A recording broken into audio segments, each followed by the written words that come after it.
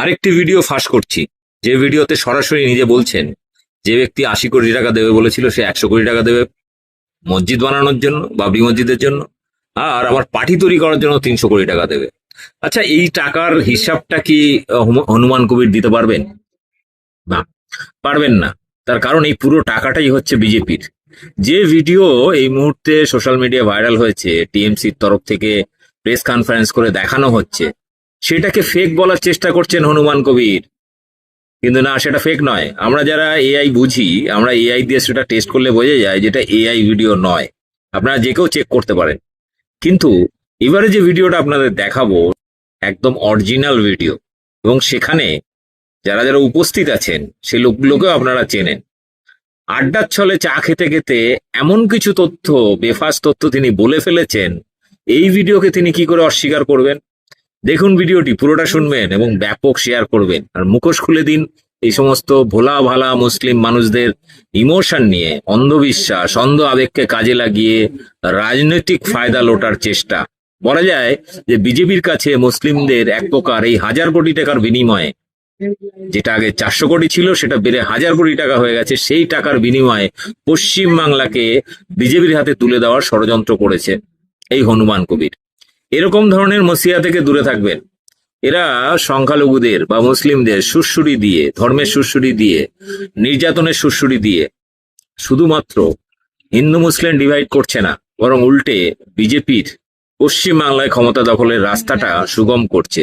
এই কারণে দেখবেন কথায় কথায় শুভেন্দু অধিকারীও নওশাদ সিদ্দিকীর প্রশংসা করে, হুমায়ুন কবিরের প্রশংসা করে, বেশি বেশি করে বড় বড় গদি মিডিয়া সেটাকে লাইভ টেলিকাস্ট করে।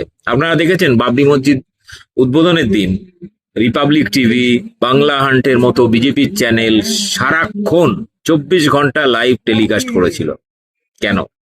অর্থাৎ এটা দিয়ে মুসলিমদেরকে একটা দিকে সরিয়ে দিতে পারলে বিজেপির ভোটে জেতাটা সহজ হয়। 1000 কোটি টাকার বিনিময়ে এই যে হনুমান কবির যে নোংরামিটা করলেন, এটা মির্জাফরকেও ছাড়িয়ে যায়।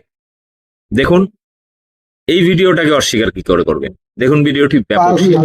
বড় করে কমিটি এবং আপনাদেরকেও শুধু টাস্কেতে ইনভলভ করবো, তাহলে আমার দ্বারা হবে না। আমি পলিটিক্সটা করবো তো। আপনার হাতে রাখবেন না, 80 কোটি ঘোষণা করেছিল, ওটা আমার 20 কোটির বাড়ি, রাষ্ট্রীয় দিবে 100 আর আমার পার্টিকে দিবে 300। আপনি করুন, মমতার বিরুদ্ধে আপনাকে মমতা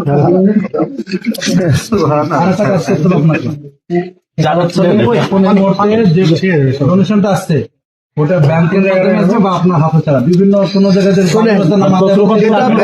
কেউ ক্ষমতা নাই কিছু করে। ব্যাংকে এসবিআই আর দুটো অ্যাকাউন্ট করতে, এখানে এক্সচেঞ্জ আর 3টে অ্যাকাউন্টে থাকবে। আর আমাদের যেটা ক্যাশ হচ্ছে একবারে স্বচ্ছতা রেখে অনলাইনে কাউন্ট করাচ্ছি, প্রতিদিন কাউন্ট করে তার এন্ট্রি হচ্ছে। টোটাল যেটা খরচ হচ্ছে ওই দিনটা আমার 45 লাখ টাকা মতো খরচ হচ্ছে। ডায়াসটা করতে 13,80,000 নিয়েছিল। শক্তপোক্ত না থাকলে অ্যাক্সিডেন্ট